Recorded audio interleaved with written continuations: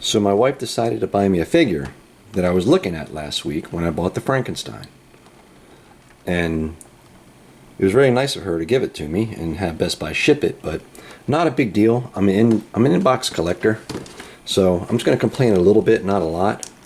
But it's kind of just the top blew off out of the box. We didn't do that, but you can see probably, I don't know how well you can see, but and there's smudges like it was sitting in something, or it looked like. Actually, I'm not a detective, but looks like a lot of fingerprints on it. I know you can't tell on camera. It looks like somebody tried to tear the box off to get the figure out and got caught. But anyway, and they shipped me the box. No big deal, because everything's fine and intact. But the Frank Miller Batman, let's talk about it. I appreciate everyone coming back to the channel, or if you just happen to watch this video. The weird thing is, for the past couple weeks and couple months before we get into the video here, is YouTube is putting ads in front of my videos. I'm not monetized. I don't even have enough hours or watch time, whatever you want to call it. I never tried to monetize a video or a channel on YouTube, because back in the day it would have been a waste of my time to do that. The content that I was doing back then, it was just for fun. I mean, this is fun too, but my goal here isn't to make money, but I'm wondering why YouTube can put ads in front of my videos now.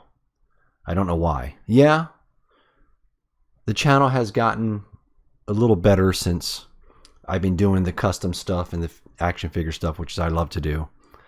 But that just, I'm not trying to build a hugely wide video, a channel here, but it's a little frustrating that YouTube can put ads in front of my videos. And how I found out was very odd.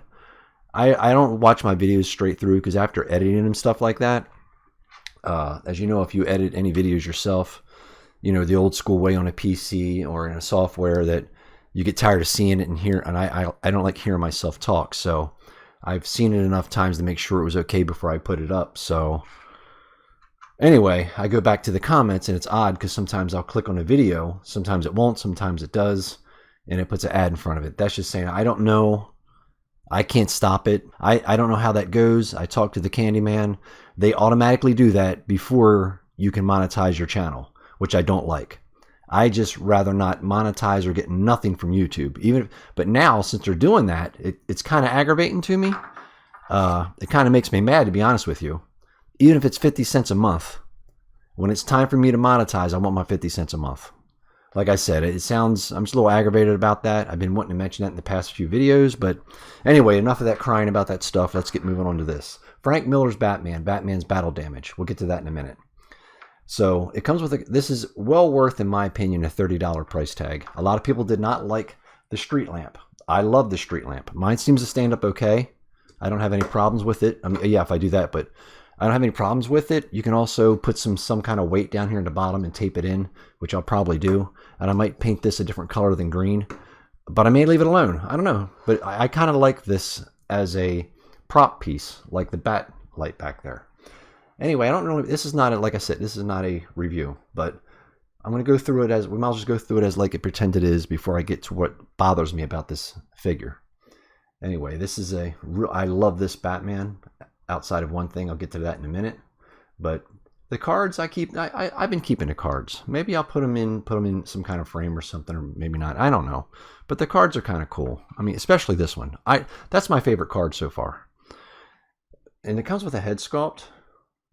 I'm going to use this for a Space Marine.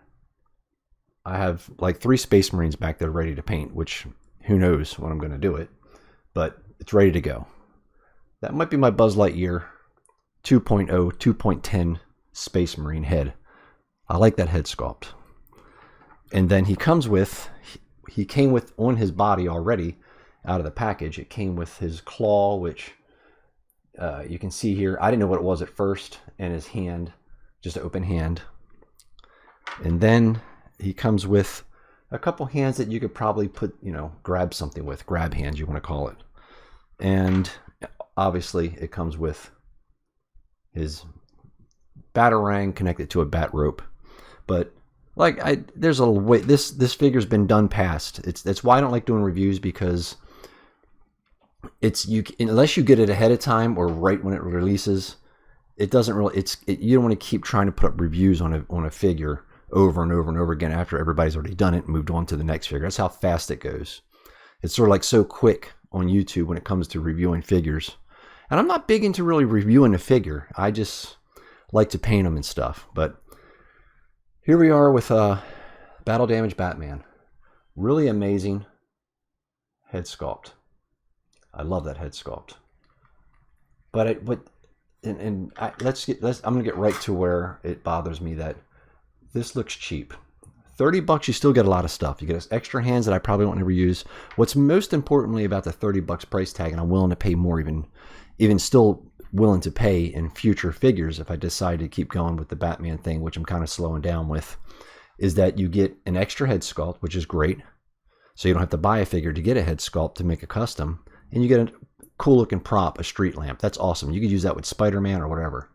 But here's what I'm saying. Here, let's just get right. I think the Battle Damage is it looks cheap to me. I know it's an action figure, and I know $30 is not that much money anymore, but remember this stuff came out $20 just for a figure. And I just think with McFarlane being on a higher standard of figures for the lower cost, I think it should have been better where he could have put some deep cuts in here, some red in there. I think instead of doing that, I was going to go that route. It just looks, it looks cheap. It just looks cheap. The figure's fantastic. I love it. I love the bulky Superman and Batman and all that he made, and I love the bulkier looking Batman. And the Frank Miller Batmans are really awesome. I love the Frank Miller Batman. I think I'm just going to match this up as best I can, or hit it with another gray. Let her a little darker tones gray here and there, maybe do some shadowing just to hide this up, get it over with. Get rid of this one, get rid of the knee. So it's not much, so it's an easy fix. I can pull the arms out, pop this leg off, or not even pop the leg off. I can just cover up I can just mask it off, or I just probably will just pop it out. Pop the leg out, mask off down here, and get it straight. I just don't like it. I'd rather not. I'd rather it look just like a blue and gray Batman, and I do love blue and gray. And I'll fix I was going to go yellow with this bat, but I think I'm going to keep it black, traditional black. Just color it, just matte it black. The good thing, keep it black. The good thing I love about this figure, it's an easy fix for me, because there is no, tearing of the skin or scabbing of the skin. It's just a paint app is all it is. You can see where right here, you can see where the suit, and I love the suit is all, it looks like a real suit. It doesn't just look like a straight piece of plastic. I love the wrinkles in the suit to show that it's a suit. But what I don't like about it is the reason why it bothers me is because where the suit has creases, it goes right into his skin without having battle damage. And you're probably going to say, why are you being so picky? It's a great figure. It's supposed to be, what's the big deal? It's only $30. Yeah, I know, but I remember paying $20 for a figure too. I'm still not complaining, because if you give me this stuff, I'll pay the $30. If you give me some head sculpts, I'll pay the $30. Now, if you just give me a card and you give me a figure and you give me a whole bunch of hands that I'm probably not going to use, most likely not going to use, I won't pay the $30. But I still say this still is an amazing figure after I touch it up a little bit. I'll probably make a quick video after I do it.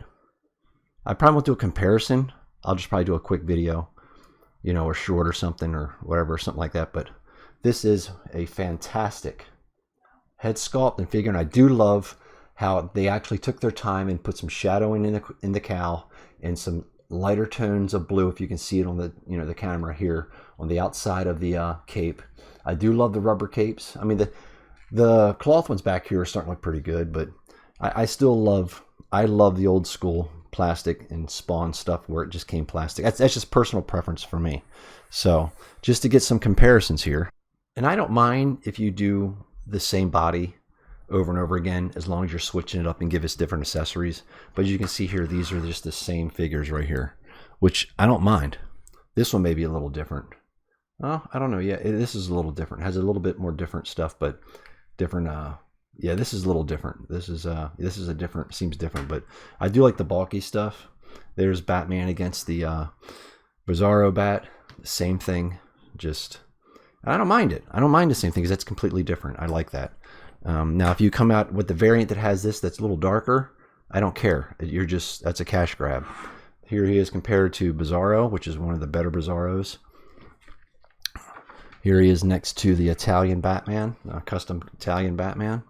Nice and bulky. I do love that. I probably should have did the Italian Batman with this one.